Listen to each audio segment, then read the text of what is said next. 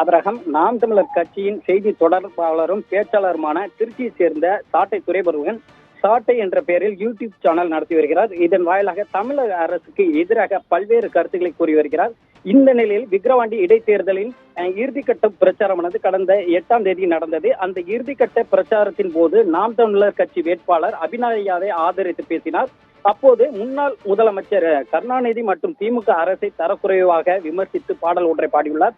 அந்த வீடியோ ஆனது சமூக வலைதளங்களில் பகிரப்பட்டு வந்த நிலையில் திருச்சி மாவட்ட திமுக தகவல் தொழில்நுட்ப அணி சார்பில் அதன் ஒருங்கிணைப்பாளரான அருண் இது குறித்து திருச்சி மாவட்ட சைபர் கிரைம் காவல் நிலையத்தில் புகார் அளித்ததன் அடிப்படையில் விசாரணை மேற்கொண்ட போலீசார் சாட்டை துரைமுருகனை தேடி வந்தனர்.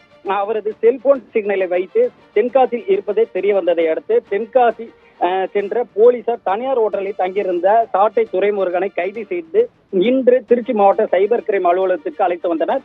அங்கு காத்திருந்த அவரது நாம் தமிழர் கட்சியின் சாட்டை துரைமுருகன் கைது செய்யப்பட்டதை கண்டித்து முழக்கங்களை எழுப்பினர். இதனால் அப்பகுதியில் சிறிது நேரம் பரபரப்பான ஏற்பட்டது.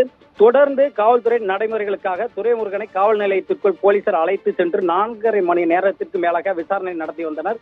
திருச்சி மாவட்ட சைபர் கிரைம் போலீசாரால் கைது செய்யப்பட்டுள்ள இந்த சாட்டை துரைமுருகன் மீது மதம், மொழி, இனம் உள்ளிட்ட பெயரால் பகைமையை வளர்த்தல், கலவரத்தை உண்டாக்கும் நோக்கத்துடன் செயல்படுதல், வதந்திகளை பரப்புதல், வன்கொடுமை தடுப்பு சட்டம் உள்ளிட்ட பிரிவின் கீழ் வழக்குகள் பதிவு செய்யப்பட்டுள்ளது. தொடர்ந்து போலீஸ் பாதுகாப்புடன் திருச்சி நீதிமன்றம் 1வது கூடுதல் மாவட்ட நீதிபதி சுவாமிநாதன் முன்பு ஆஜர்படுத்தப்பட்டார். வழக்கை விசாரித்த நீதிபதி இருதரப்பு வாதங்களையும் கேட்டறிந்தார். அதன் பின் இந்த வழக்கில் சாட்டை துரைமுருகன் நீதிமன்ற காவலுக்கு செல்ல தேவையில்லை என கூறி அவருக்கு பிணை வழங்கினார். அதனைத் தொடர்ந்து சாட்டை துரைமுருகன் வெளியே வந்து செய்தியாளர்களிடம் பேசுகையில், நான் தென்காசி கோவிலுக்கு சென்று விட்டு விடுதியில் தங்கியிருந்தேன். நான் ஒளிந்து ஓடவில்லை.